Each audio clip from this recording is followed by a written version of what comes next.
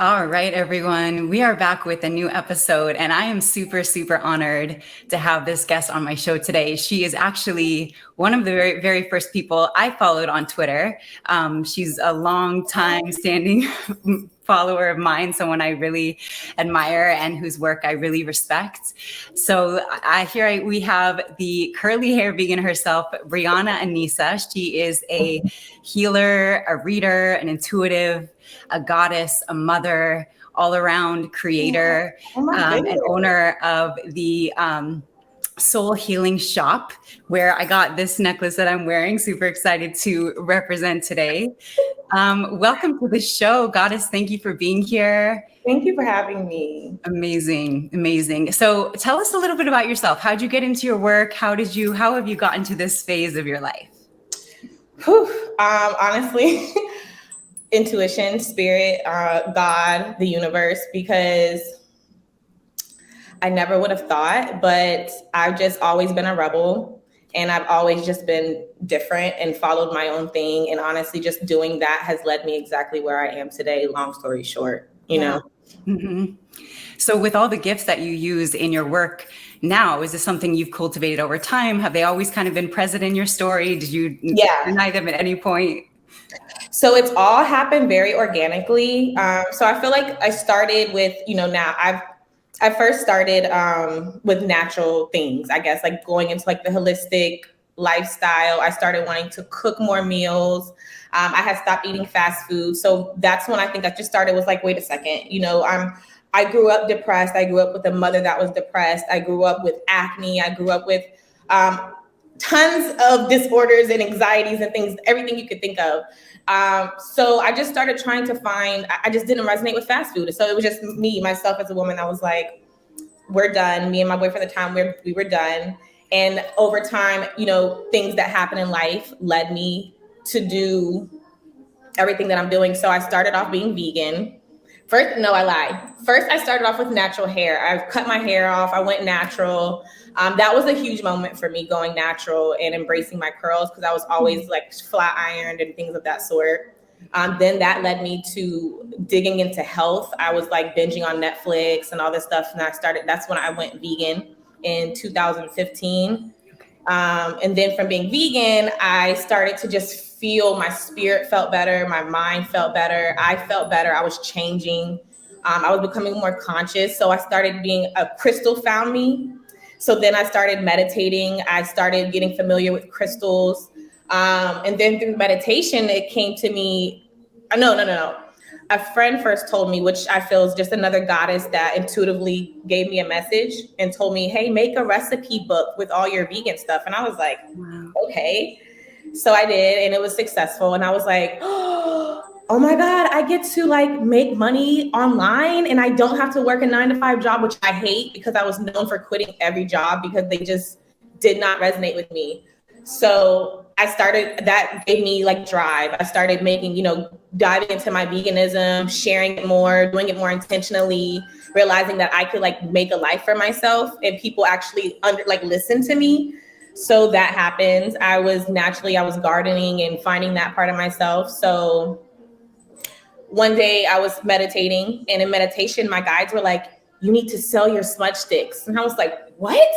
They were like, sell your smudge sticks. And I was like, no, why would I do that? No one's going to buy my smudge sticks. Like, it was just, they were herbs that I made for myself at home that would cleanse my energy. And they were pretty. I thought, just enjoyed it.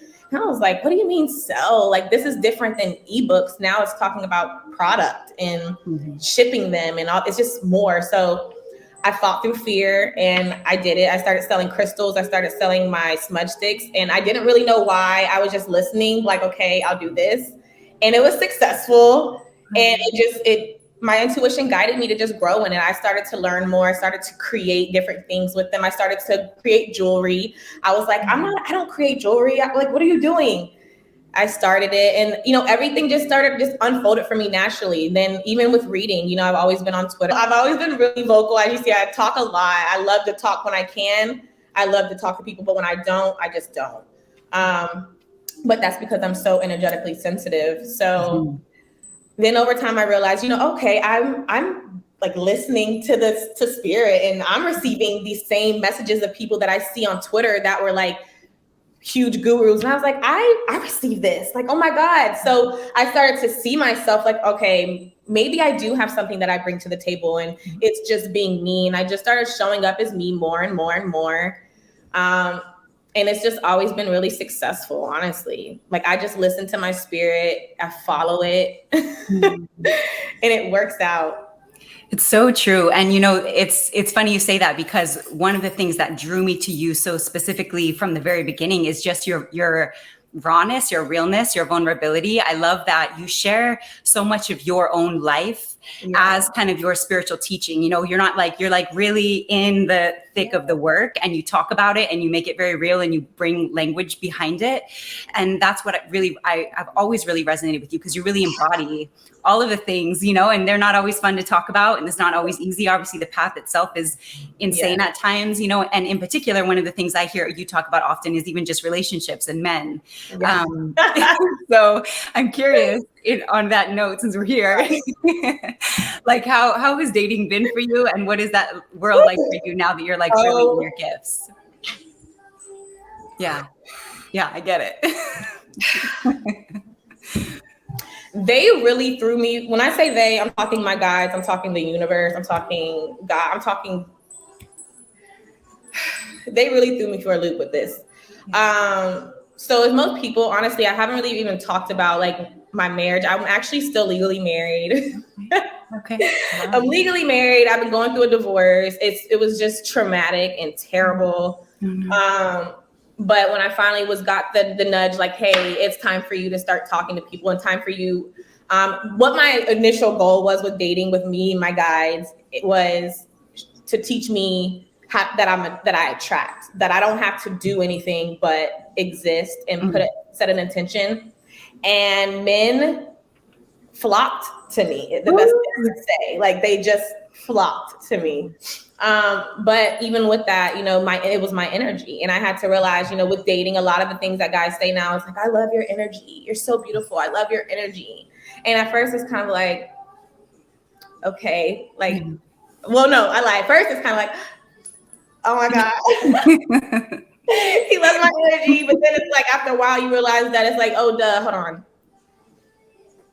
Totally. Who doesn't love my energy, and why wouldn't he love my energy? But like, what else do you love about me, and why haven't you taken the time to get to know more about me?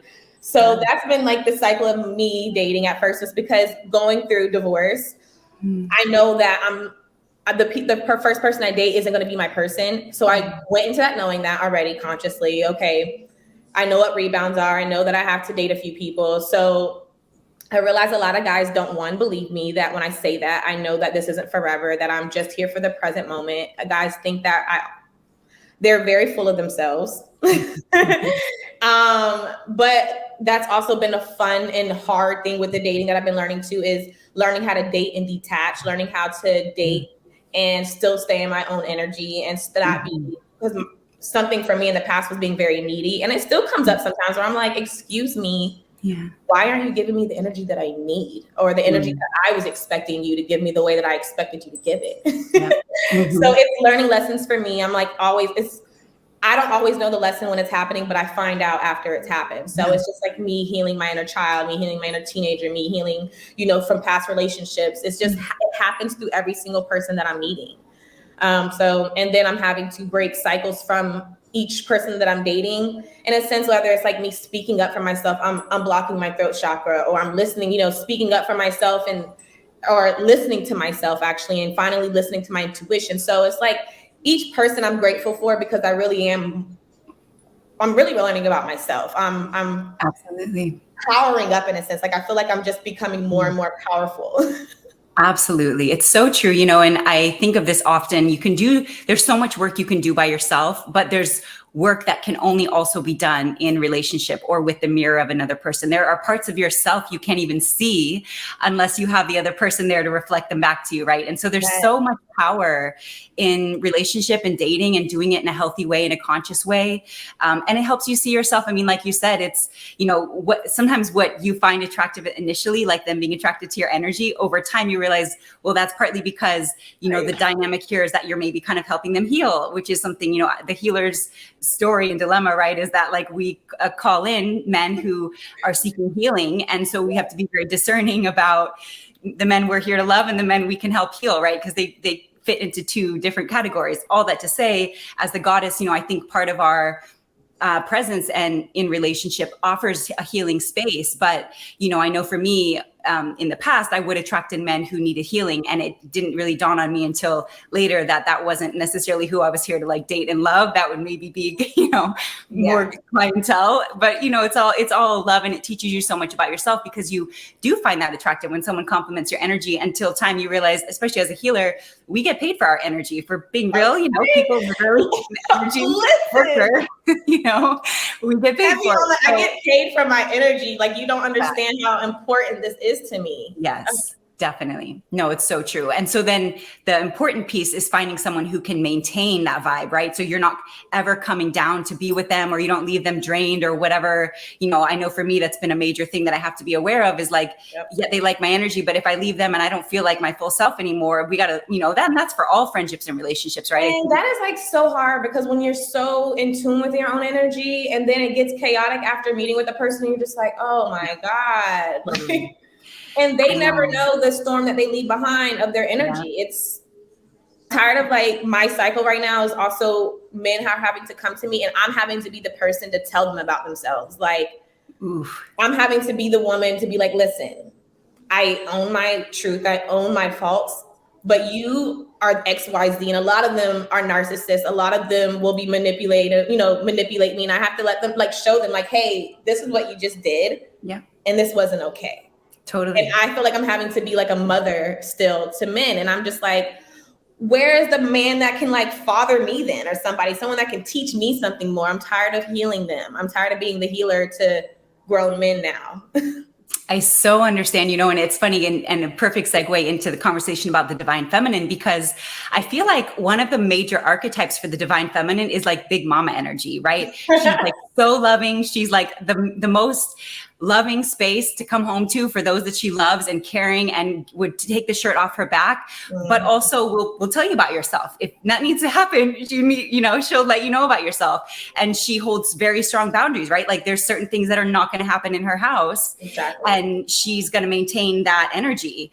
And I think as we, expand into even what the divine feminine means and how each of us call it forward and embody it, as the goddesses of the earth plane, I think there is a major component of that that's we have to be willing to kind of give that tough love, right? Like to help people see themselves. It does not always feel good to tell someone about themselves, but if you're going to be in a relationship with someone and you see them doing something consistently that affects your relationship with them, you have to speak on it, or it's just you're going to be sitting there at war with their unconscious behavior. Suppressing, emotions, and literally it's, basically blocking your own I feel like in a sense it's blocking your own blessings. It's blocked the same way they'll block your chakras, blocking your blessings, because we're so afraid sometimes of blowing things up, fucking up the peace.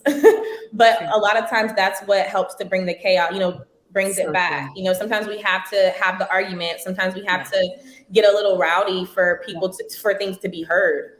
So I'm finding with that, because I've always been told it was just bad.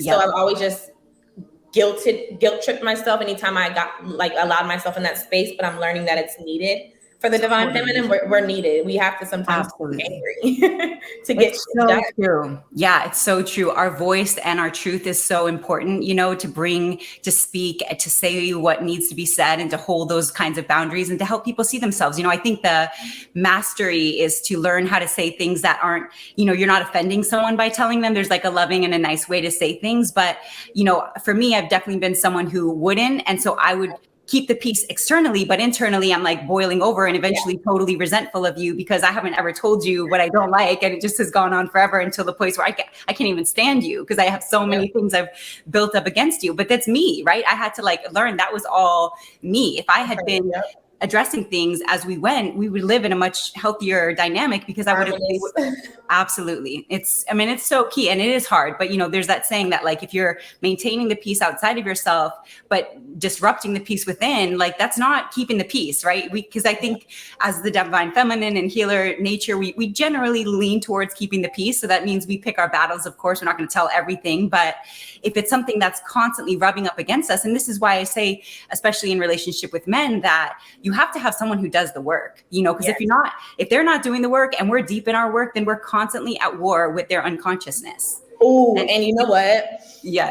The other night before I went to bed, I was thinking that too, because I was like, when you're in a relationship with a man that's not doing the work and they've got all these demons and they're not even owning them or trying to transmute their own, their own emotions, and they don't even own them, it made life so much harder as an energy worker, really, because not only am I having to be in charge and in tune and cleanse my own energy, I'm having to do someone else's more. Like I'm having to clean usually like demons out of my own space because of another person because they're unwilling to do the work. So it's like now too, moving forward, I'm seeing how it's just important for my next partner to be on my level, if not surpass my level, because I can't put in more work. I'm not putting in more work for someone who's unwilling to do the work. And that's spiritually, physically, emotionally, mentally. Honestly. And that's why I think, it's as you progress. In fact, I kind of posted about this the other day, like that a divine woman will price herself spiritually out of society when you really do the work, because it's like we don't even align with the wickedness at all. We're not even in the same conversations that you're having. And so we're like, for me, I'm like, is there ever going to be a man who can like, speak my language and see how I see? And so I've, had to kind of be somewhat flexible with my expectation, but a non-negotiable is that in some way they do the work, or at least they have the language to do the work, or they have to be open and willing at all times. That is very important. But if they're just consistently they're just against it, like I'm not pulling someone along. It's just, it has to be somewhat of a flow. Yeah.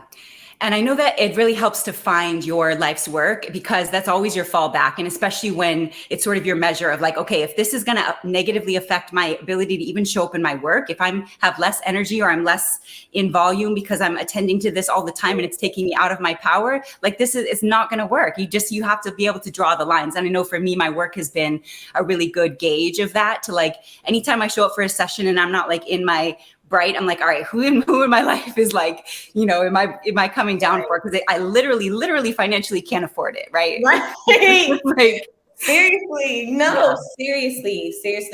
And, it's also, people don't understand that, because to society, this is also a new lane. It's not a new lane, but it's new to society, where it's becoming more talked about, it's becoming more open. So people are having to normalize us and energy workers and witches and all these, magical things and people, because they've been demonizing it for so long, but now they can't, we're taking over. Yeah. But now people have to realize like, hey, it's like we've had to put up boundaries now of our energy, or people would not understand that it's because they don't see it. They don't see our energy. They don't see, what it's like. Just for example, my collective readings that I do on Twitter, it's like, I had to realize for myself, that's a way of me marketing myself as a reader, to let people know like, hey, I'm tapped in, but I can't always do it or be on call for people, because it takes my energy, me being on Twitter takes my energy, me being present, me engaging, me doing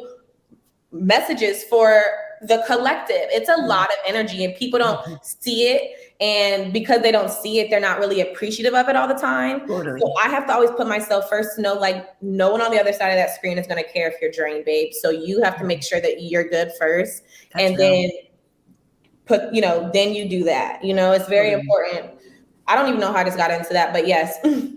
No, it's so real. I set a lot of boundaries this year. Oh my gosh. Boundaries are like the thing, Yeah. So important. Yeah, no, it's so true. And that's where I think that the divine women, the goddesses, are leading the way into what I consider the new paradigm, which is a society where people actually do the work. If everybody in the world did the work, we'd live in a much different world, period. And I'm not talking buildings. I'm talking about the way we treat each other, the way we show up for ourselves, how we live our lives. Like everything would be different if all people were like, you know what, I'm going to do my work, right? And so I think the goddesses, because the goddess or the divine women, to me, the centerpiece of our life is our own work, right? Everything that we do stems from our own work, and then from there, protecting that work, protecting our energy, protecting our peace, like, because we know the value of what we bring, having done the work, having cleared our energy, now being a divine energy in a wicked, crazy world. Yes. And so now, boom. So then the next level is protecting it and then giving it in some way. How do our gifts translate through the work that we've done? And how does our message live out through our own life experience? And so, to me, that's the whole sort of spiritual path. Like awakened journey is awakening, realizing there's work to do for yourself, figuring out what that means, going down the path of shadow work and light work and all of it. And then becoming your just most vibrant and alive self, and giving your gifts, maximizing your gifts, and using them to help everybody else, find their path and figure out what this means for them. Right. Yep. But, to me, I think I really feel like the divine women are on the front lines of the revolution. And it's not that we're out in the streets necessarily. It's that we're in our houses building ourselves. Yeah. We're at war right now. We're literally at war spiritually. Yes. 100%.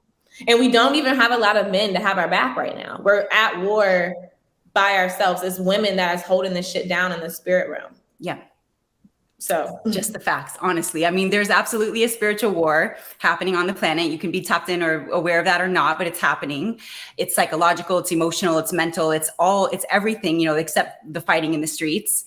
And I think because society is so programmed to think of war as fighting in the streets, and they're just going about their day, it's all good. But if you're tapped in at all, you recognize that we are in the middle of a spiritual war. And I would imagine at some point in the future, as this context becomes more normalized, it will be able to be recognized they were literally in the middle of a war.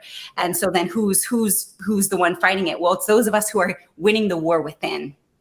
When you win the war within, the war is won. And then you live from the war having been won space, and you're energetically, spiritually, you're untouchable because you've cleared out the war that exists within you. You're not waging war in your life anymore. You're just bringing the answers and bringing the light. Yep. Yeah. 555, by the way. And yes, I agree. It's a very internal thing that happens, and people don't realize that. I was just talking about this morning about people, copying and pasting, and energy. For one, people can try the hardest, but one thing they cannot do is copy my energy. It just speaks for itself. It just exists because I've done the work internally to get it there. It's just something people cannot avoid, and it's a light that you do or don't have because you are or you aren't doing the work. It's just that simple. And I feel like in a society where people are so used to being able to put on a mask and dress it up, it's like you said, it's going to get revealed. Everything's coming to light now, and I feel like people in the society as well, it's not like Mean Girls, but it's kind of like Mean Girls, because it's kind of going to be if you're not doing the work, what are you doing? Right. I mean, it's just not a vibrational match, right? It's not even, it doesn't have to even be a mean thing. It's just we're not even going to vibe at the same. You're not even going to speak the same language. We're not on the same level. I'm sorry. And it's okay for me to say that because we're just not. Right. I know. And it's, it's interesting because, as you were kind of alluding to before, I think that us divine women in particular haven't taken our kind of rightful seat at the table. We're not fully respected in who we are and the work that we've put in and what we bring to the planet yet. That's why it's a difficult space to be in, because we know, I see you and we get it. We talk, we understand this is not easy work. And this is why most people are not doing it.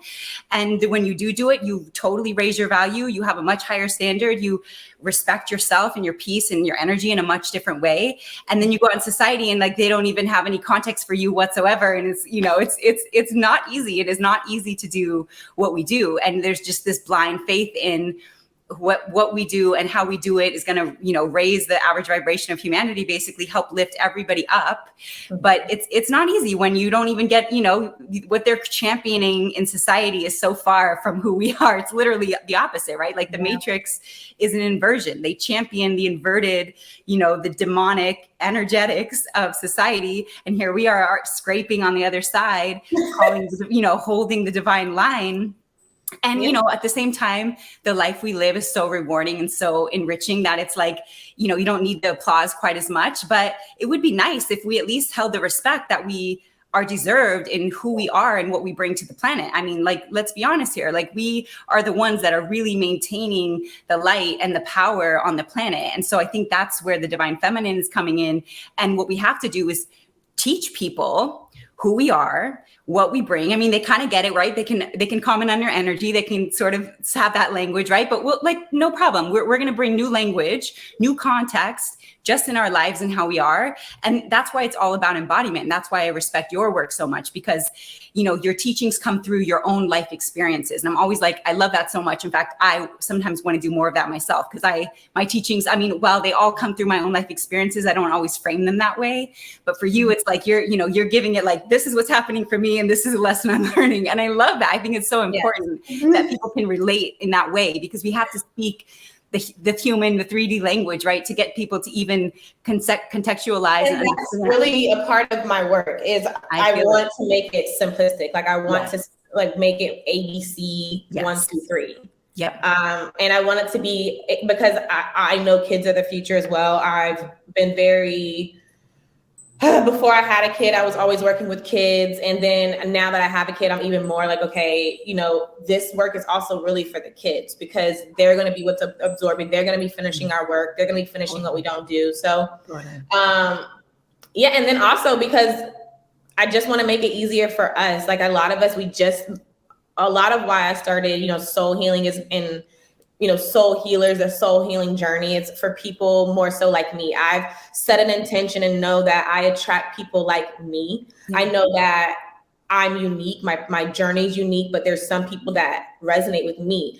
And I didn't grow up with like elders and people teaching me spirit work. I've had to do the work myself. It was all a real internal solo loner thing that I was doing and teaching people at it in my life while trying to do it. And it's just like, I've had to accept now and seeing, like, even with taking clients, you see how, like, wow, I really am just a reflection of everyone else, because we're all living the same life. So just standing in my journey and my purpose and owning my truth and just like following that has attracted people that have needed me. Like, I don't know, it's really beautiful. So yeah. It is.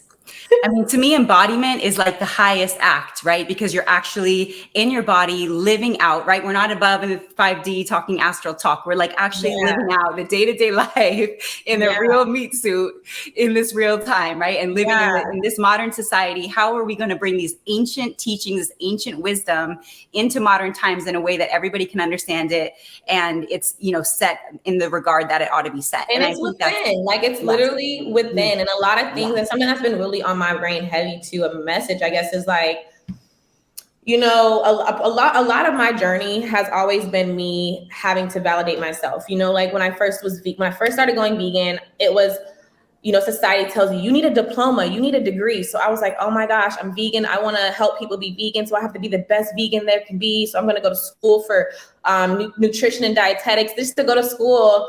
And everything they were teaching me, I was like, no, this doesn't resonate with my soul. Like, my spirit is getting angered because this is not the truth. So a part of me had to rebel, remember that I am a rebel, and remember that, you know, I know that people do need to go to school. They need to have diplomas. They need to have degrees in certain things. But then part of me, I realized, for my purpose, was to show people that not everyone has to go to school. Not everyone has to have a diploma. And that has been, I've dropped out of college 2 or 3 times now. Nice. Simply because every time I went to go and better myself in something I was interested in, the information did not resonate with me because I felt like it was a lie. And the information that I always received intuitively, I would get confirmation through the universe in other ways, through Twitter, through a book that I found from a holistic doctor, you know, where it was like, okay, they didn't teach me this in school, but someone else out there knows. And I realized, like, again, I've just had this as just a vision that's been coming to me, is like, I've been realizing how my love for books. Oh, I watched Matilda the other day and it was triggering this too. A lot of my love for books comes from the confirmation, because we are also spirit, like we all have this connection. We're all in our head. And it's like, books helped me to realize and confirm a lot of the things I always just felt and knew. And it gave me like, okay, this is my proof. This is it's here in this reality. I don't know if that makes sense, but. Oh yeah. Okay. Totally. Yeah. Yeah. Yeah, it's so interesting. And as you were saying, that you didn't really have, you said you didn't have like really any mentors or elders growing up. So did this path has just totally been kind of carved on your own? Did you have any person who kind of like, was like a spiritual parent type of energy at all, or just it's always been kind of solo journey? So my it's always been through adults. I think my spiritual energy has been through adults, and then through people that have passed. Like I've realized more looking back, like certain people have been put into my life to teach me certain things. Like my mom had a lot of husbands, for instance. Mm-hmm. And her first husband, I just like reconnected with and realized like, oh my gosh, his mother at the time had passed, I think a while back. And a lot of the teachings that I think that he grew up in, he was kind of subconsciously teaching me, which again, like, I don't know, I don't know, they resonated on my spiritual path as well. So a lot of things I just realized I was always being guided by people in my life and by their spirits, by their spiritual, and that's just the best way I could put it. And that's why I've had to trust my path, because there's been people that I've met along the way, like in my work, I've met the lady at a crystal shop locally or at the Botanica, and I connect with those elders because I go out of my way now as an adult these past few years to do that. Mm-hmm. But growing up and getting into this work initially, no, I just had to full on trust myself. Mm-hmm. And it was hard. I had to break through a lot, with my family, with friends, and just being like, hey, I don't believe in this. I don't believe in this. And this is going to be my path. Yeah. So true. And, on some level, of course, our path is always exactly what it needs to be for us to become who we're here to become. Right. So on some level, it helped you build without having anybody in the space. And it was just like learning to use life as a spiritual teacher, right? Which is the ultimate to me, as far as I'm concerned, like life is the ultimate spiritual teacher. And when you can receive the messages and even the spiritual teachers, like who don't realize that they're spiritual teaching, right? There's something to hear and receive from every person you talk to, from all the interactions, from the plants, from everything, right? And that's why that's genuinely how my life is I can set an intention for something and I'll go to Target and a person will come and give me the answer. Yes. And that's why I know I'm like, okay, thank you. Absolutely. Absolutely. It's so true. And you start to then realize like we're all just, playing our role, and some people are aware of it and awake to it and conscious of it and, do it for a living. And then others are totally unconscious of it and yet still give you the exact words you need to hear in the moment you need to hear them without you even being able to let them know what you don't even know. And I've made it a conscious effort now to tell people, like, I just want you to know my spirits just gave you that message to give to me. And I do that now because I want people to know, you're powerful and you just gave me a message. You received the message from the divine and you relayed it. So know that. And sometimes that could be a spark to be like, what? I did? Yeah. What? So listen to that more. And that helps people to listen to that inner voice. No, it's so true. I love that you do that too, because again, I think a part of our work is to just bring this consciousness forward, to normalize it, to use it in normal conversation. Some people might hear that from you and think it's weird or whatever. Everybody's going to receive it differently based on where they're at and what they relate to. But sometimes you don't even realize that you've just planted a little seed, right, for their gifts. Maybe they have a gift they're not even aware of, right? And suddenly you planted a little seed that they're like kind of now suddenly they're thinking about it. And years later, it'll come circle back around. Like that's how all of messages go, right? They're not like life in the spiritual path is not like this linear, like upward trajectory. It's like up and down and around. You get this here and you come back to it 10 years later. It's like, there's no clear path. It's just you in the madness, the craziness, the chaos of the journey and becoming an alchemist to clear and create the energies and the life that you want to live, right? So the work then is to create a heaven on earth energetically, right where you stand. And then if someone wants to come in, they can. Other people are going to see it and get mad at it and throw rocks at it because they don't have that, you know, like it's everybody relate. You just like this big full volume mirror. And everybody's going to relate to it differently. And that has nothing to do with you. And it really is, it's whatever, you know? And, you know, that's a huge lesson too. In like energetic protection, I realized too, is just learning that we have to stand our truth and we have to speak up, and also just know that people are going to project and people are going to take what we say. I could say an apple is orange and someone's going to be like, how dare she say apple is orange? And then someone else is going to be like, well, yeah, an apple could be orange. You know, like it really just depends on that person's space and how they perceive the world. So that's why I've had to learn, like, I can't take things personally anymore because how you perceive the world isn't my truth. Honestly. It really comes down to that, and letting, you know, I know for me, a big one has just been letting myself not be liked, you know, because not everybody's going to like you. Not everybody's going to resonate with you. And again, if you see it as like truly just vibrational, it's not even personal. It's just vibrational. Maybe they don't vibrate where you vibrate, and that's okay. They're not talking about what you're talking about. And everybody's necessary, right? We all play our role. We all hold down the diversity of thought and density and energy that the planet needs to, you know, keep the ecosystem of humanity going. But I do believe that there's a higher choice, a higher trajectory, a higher realm and dimension and possibility that we can all live in. And I think that that's what those of us who are doing the work are building out into. Like, we don't even have we hardly have the words to describe like what we're actually doing, but we can feel it and we can live it out. And our life reflects it. Our joy reflects it. Our peace reflects it. Yeah. Literally. Yeah. It's so hard when people ask me what I do for work, because it's like, I do so many things. I do what I'm supposed to do in that moment or that day or that week. And I do what my heart says. And like, you know, I do me.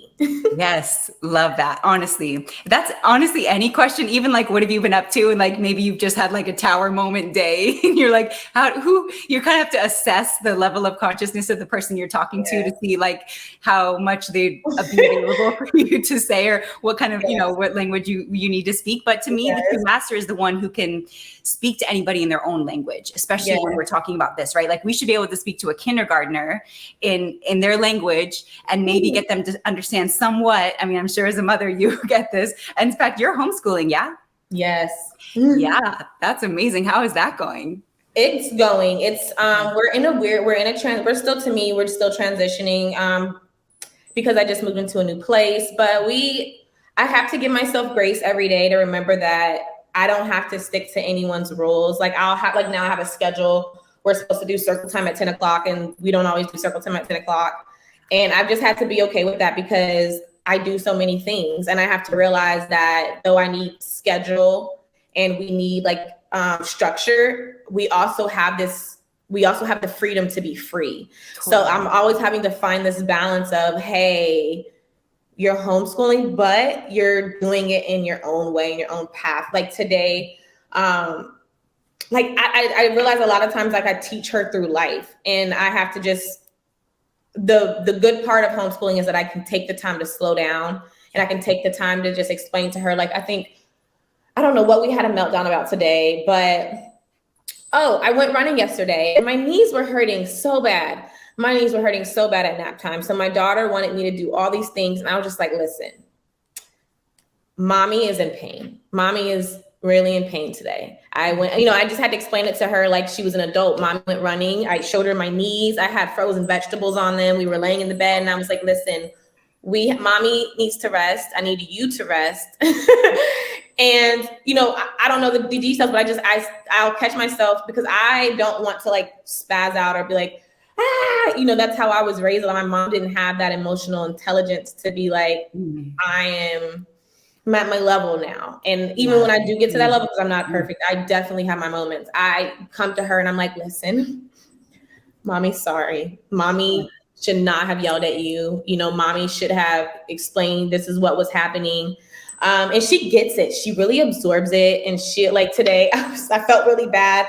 You know, I don't know what happened. I think I might have yelled at her, and I was like, I'm so sorry. You know, I just kept saying, I'm really sorry. Like, you did not deserve that. You don't deserve for mommy to yell at you because, you know, I'm hurting or something like that. And she was like, no, it's okay. And I'm sorry. I was like, well, no. So it's just cool, because it's not something that I had, but I'm grateful that I'm able to just like talk to her and know that, and give myself grace to just not be a perfect parent, but but I'm trying, like I'm conscious, I'm being more aware, and I'm giving her like grace to like have feelings and stuff. Like little things like that make me happy, you know, for her to just, she's sad. I'm like, hey, you're allowed to cry. You know, you can be sad right now. Or sometimes, this has been a big one now that she's 2.5, you know, sorry, I'm going a little ramble about my baby, but I love it. I love hearing about her. To like fake cry now. And it's like, listen, I've had to explain to her now, like what is it? The boy that cried wolf or something, like you can't, I need you to know when you're really sad.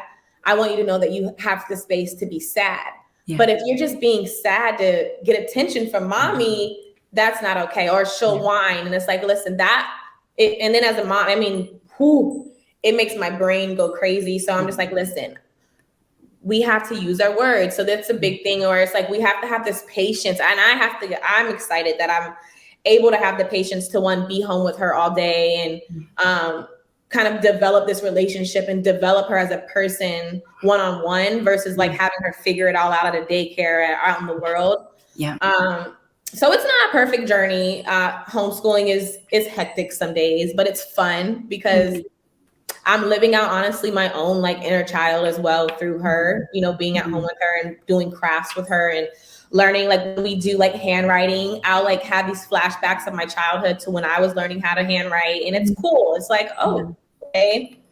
So I love her so much. You know, as you're talking, actually, I think it was Erykah Badu. I saw recently a snip of her, an interview she was saying where she was like, you know, I one-upped my mom and my children will one-up me. You know, it's like we're always progressing. And I mean, look at what a different, you know, mothering that you're offering your daughter than what you were describing that you've, you know, and it's not bad, but it's just that you've totally brought all the gifts that you've acquired over your life and your skills and everything that you've done so far. And now you're just pouring it into motherhood, which is like, to me, the ultimate.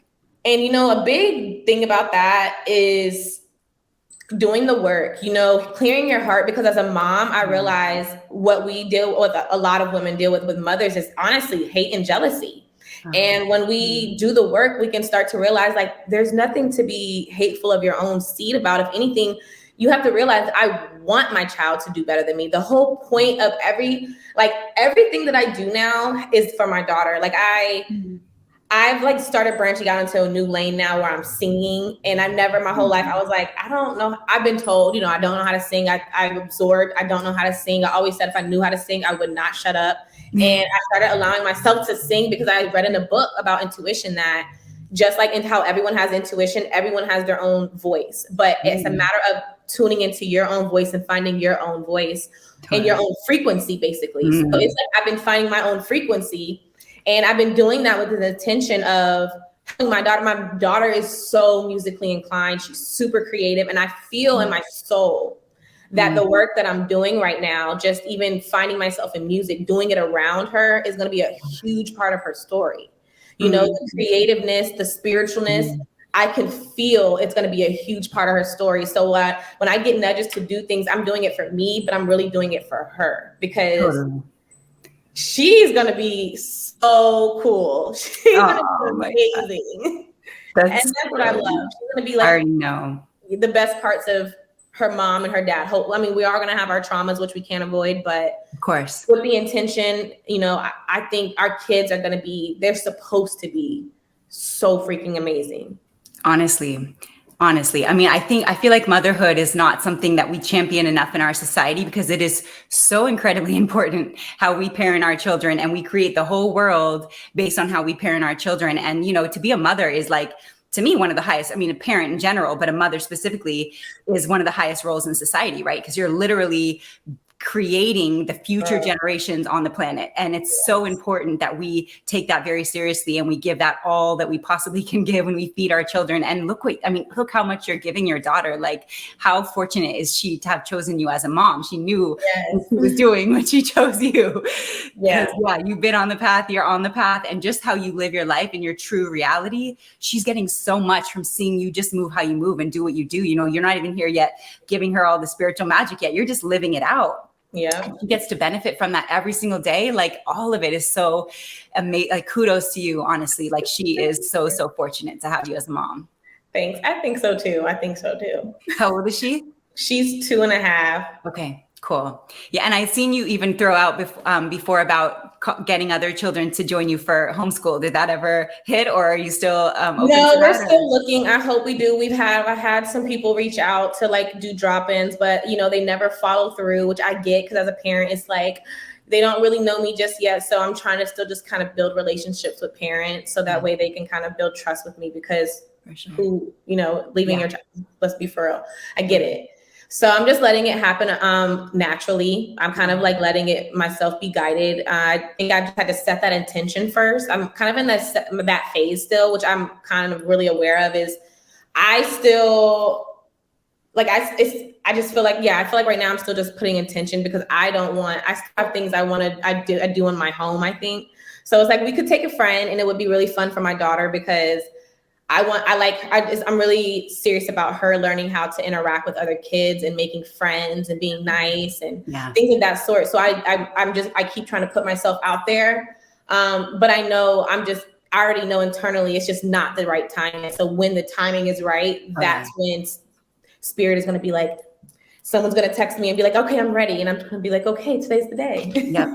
That's how divine timing works every time. So that's why I say, when it's meant to happen, it's meant to happen. Always. Absolutely. Had you always wanted to homeschool or had anything over the past couple of years encouraged that or like? And honestly, I'm learning. I think another reason why we haven't had like any friends come is because honestly, as much as it's been in my heart to homeschool, I'm realizing I may have to hire someone. I'm actually learning now as a mom that I need to step back and start delegating more. I've had hands-on with my daughter for 2.5 years. She's super ahead of the curve, but I think now being aware and just being honest with myself, my baby wants someone else. She needs another woman figure. She needs to absorb someone else. I need a break. She needs a break. We need to be able to have like time apart. So I'm kind of I've been thinking of if I want to rent another space and just turn it into a daycare and have someone come in and help me as an assistant. Or, I'm just putting different like things into the universe and seeing which one they say is for me, but I'm just opening myself up to possibilities because I realize I don't need to be the main teacher. I need to be like the principal because I have so many businesses right now. I have to be able to kind of lessen up my space. Like, I don't know, just lessen up my load, I guess. For sure. No, I know. I remember when I saw you mentioning that you were homeschooling, I was like, I don't know how you do it all. Cause I was like, you have so many services you offer. You're running a whole shop. Like you do so many things. I was like, like amazing, just amazing. Honestly. It's amazing. Well, luckily the shop closed down and that's where so much transition has been happening. So again, and that's where I'm like, okay, I needed to be home more anyway. So we're just, again, I've been just surrendering to this process. Everything is still moving. Like the dust has not settled yet, but I'm doing it. Like I'm figuring it out. And it's challenging me because I am learning like, okay, I want to be more, it's like, it forces me because I want to be more present with my daughter, but I want to be present online to get my stuff out there. So I'm learning all these different ways to schedule posts to, in my downtime, let's do this. So that way I can do this quicker, because before I had so much free time, I could just do, move off of my intuition. And now I have to kind of look at myself more as a boss and as someone that just, I have to automate more things and know that my energy just can't be everywhere. I have to, I need help. I need community now. I've done all the work that I can on my own, but now it's time. And my intention has been to help other people, eat in a sense. I want to help other people get, step into their power, open their own businesses, whatever it is that they desire, be a creative, be an artist. I want them to do that. I want people to follow their path. So, and I want people to make money from it. I want people to be prosperous. So I'm just trying to help people and encourage people to do what I do if they feel so inclined. So that's amazing. And, kudos to you, like flowers to you, because I see you, I know how hard you work. I know how committed you are to the path. I know your vulnerability is just so inspiring for all of us. So from me personally, just thank you for being who you are and doing what you do. Like you bring so much light in all that you do, all that you are, to Twitter, to everywhere. And we're all literally seriously made better just because of you as you are. And thank you for your time and energy. Again, I know you don't have a lot of it, so I'm really honored. Seriously, I'm honored. I'm just so honored to be like people to still think of me, to want to interview me and ask me questions. And again, just for you to give me my flowers and honor the fact that what I do on, even, I know it's just Twitter, but I put my whole heart into it to be authentic and to show up. So for people to see me, when people say that, it really means a lot, because it's something that, again, that's a message from my spirit team being relayed to me, because I need that. Yeah. Because I put myself out there, and it's not as easy as it looks. Like I do it knowing that I'm doing this for myself, no matter, again, what people think of me or how unhinged I look at times. I know that there's always a bigger picture. I know in my mind, I was thinking this today, I was like, one day people are going to understand that in my mind, I'm just living out, like, I think I'm a Kardashian, but I'm not. Like, in a weird form, I'm just being a Kardashian on Twitter and giving you guys like a healing insight. Okay. Honestly. So I'm just never ever downplay what you do and what you give, and the people that it reaches, like you. I mean, I see your readings all the time. Like it pings every time. Like your work is so valuable and so important. So my prayer for you is just that you keep going as hard as it feels good to you and feels right to you, and that you just, stay on the path and keep blooming, keep sharing your gifts. Like, don't ever stop, because we're saturated in your light and your love. And I know I personally have benefited significantly from it. So thank you. Tell the people where to find you. Okay, you guys can find me on so many places, but on Twitter, Curly Hair Vegan, Twitter, Instagram, Curly Hair Vegan. Also the Soul Healing Shop, SOL Healing, HEALING shop. And you can find me on Twitter, Instagram, and also Facebook. Cool. Thank you. Amazing, my love. Thank you sincerely for your time. It's really, really an honor for me to have you on my show. So thank you for popping in, and look forward to creating more magic with you in the future. Yes. I hope we connect in the future. Have a good night. You too. See you soon. Bye.